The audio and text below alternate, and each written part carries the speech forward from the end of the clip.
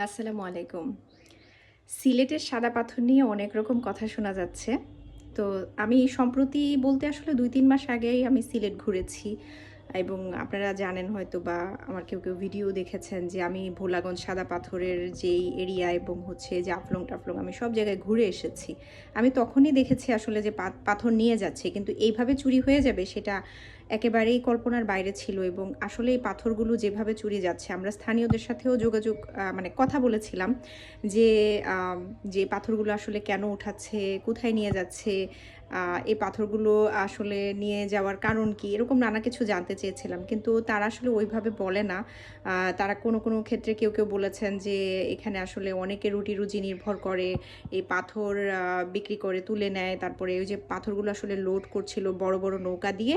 তারপর সেই নৌকা দিয়ে পাথরগুলো ১ম এ খাঁচার মধ্যে পাথর নেয়।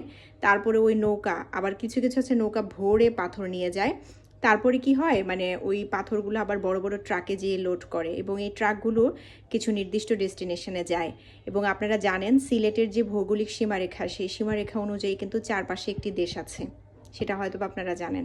এবং আমরা কিন্তু কেউ বলি না এই যে নিউজ হচ্ছে গণমাধ্যমগুলো বলেন বা আরও অন্যান্য আমি নিজের চোখে যেগুলো দেখে আসছি যা মানে পাথরগুলো নিয়ে যাচ্ছে কিন্তু পাথরগুলো এইভাবে টার্গেট করে যে একদম এত চুরি হয়ে যাবে সেটা আসলে কল্পনার বাইরে ছিল। আমার এই বিষয়টা নিয়ে আসলে এজন্য খুব মানে কথা বলার কারণটা হচ্ছে আমার খুব খারাপ লাগছে বিষয়টা নিয়ে। গত কয়েকদিন ধরে আমি দেখছি যে পাথর নাই এবং আমি যেটা শুনেছি যে ২য় টার্গেট হচ্ছে জাফলং। ১ম এ ভোলাগঞ্জকে ফাঁকা করা হয়েছে এবং ২য় টার্গেট হচ্ছে জাফলং। আপনারা জানেন এগুলো হচ্ছে আমাদের প্রাকৃতিক সম্পদ। তো আমাদেরকে প্রাকৃতিক সম্পদগুলো নষ্ট করে দেওয়া, ধ্বংস করে দেওয়া এটা নিশ্চয়ই শুধুমাত্র রুটি-রুজি বা টাকা ইনকাম বিষয়টা শুধুমাত্র এটি না। এটি একটি নির্দিষ্ট আ মানে একটি নির্দিষ্ট মহলের নির্দিষ্ট জনদের কাজ এবং এটি টার্গেট করেই করা হচ্ছে বলে ধারণা আসলে।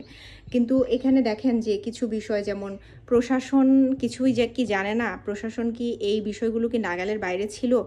মানে এইটা যদি আসলে নাগালের বাইরে থাকে তাহলে জনগণকে তাহলে কেন জানালো না? আসলে বর্তমান সরকারের প্রতি মানুষের এক্সপেকটেশনটা আরেক রকম। কোনো কিছু তাদের যদি ক্ষমতার বাইরে বা কোনো কিছু তারা কন্ট্রোল করতে পারছে না, কী কারণে পারছে না সেই বিষয়টা যদি জনগণকে জানানো হয়, ট্রান্সপারেন্সি থাকে তাহলে কিন্তু মানুষের মনে এত প্রশ্ন থাকে না।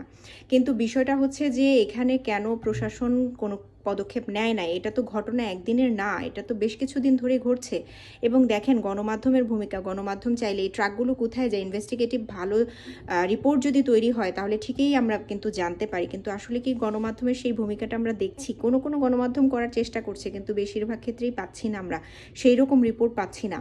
এবং আরেকটি বিষয় আমার কাছে মনে হয়েছে যে বড় ট্রাকগুলা যে যায় এত বড় লম্বা লাইন করে একটি কয়েকটি পথ দিয়ে একটি দেশে যাচ্ছে সে কথাটাও আমরা কেন যেন বলতে চাই না। কিন্তু এই জিনিসগুলো আমার প্রশ্ন হচ্ছে এই পাথর বোঝাই করা মানে এই যে চুরি হয়ে গেল পাথরগুলা যদি বাংলাদেশের ভেতরে থাকতো তাহলে তো এই পাথরের পাহাড় হয়ে যেত, তাই না?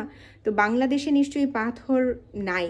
পাথর যদি গোপন করে রাখা হইতো। কিন্তু পাথর তো চলে যাচ্ছে কোথাও না কোথাও এবং সেটা কোথায় যাচ্ছে?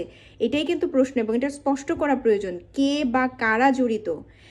কোনো দেশ যদি জড়িত থাকে সেই বিষয়গুলোও সামনে আনা প্রয়োজন যে কেন কোন উদ্দেশ্য নিয়ে তারা এই কাজটা করছে।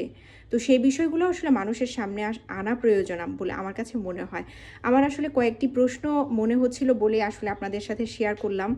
আ আর আমরা আসলে চাই যে আমাদের এই প্রাকৃতিক সম্পদ, আমাদের দেশের সম্পদ এগুলো অটুট থাকুক এবং এগুলোর রক্ষণাবেক্ষণে রাষ্ট্রের দায়িত্ব আছে। রাষ্ট্র ঠিকভাবে সেই দায়িত্বটা পালন করুক। সেটাই আসলে আমাদের সাধারণ জনগণের প্রত্যাশা।